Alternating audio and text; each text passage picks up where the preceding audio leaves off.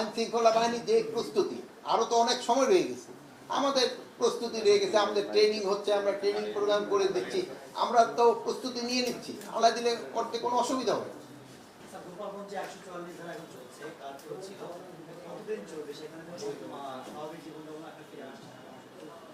আপনি কি গোপালগঞ্জে গেছিলেন?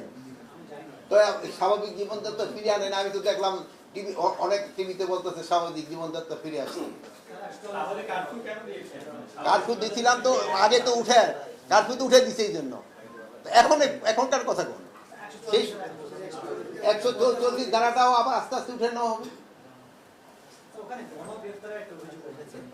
এখন দেখুন, অন্যায় করলে সেই গ্রেফতার হবে। আমি একটা কথাই বলছি, কোন অবস্থায় যেন সে দুষ্কৃতিকারী ছাড়া না যেন পায়, আর যেন যে অপরাধ করে নাই যে যেন কোনো অবস্থায় ধরা না পড়ে। সেদিন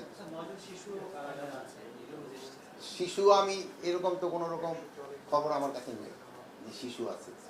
আপনি কই 9 জন শিশু কি নাম কি? ও কোন পত্রিকা আসছে? ও আচ্ছা, সমকাল পেপার মালিক কি ওই এলাকার নাকি? কোন দল, কোন জায়গাটা আসছে? সমকালের কোন পেপার? আমি অবশ্য জানি না। কি আছে 9 জন শিশু? মানে শিশু 18 বছর হয়েছে শিশু না, কিশোর। এখন আপনারা দেখতে পাচ্ছেন পেপারে যে চাকাচাকি কারা করতেছে।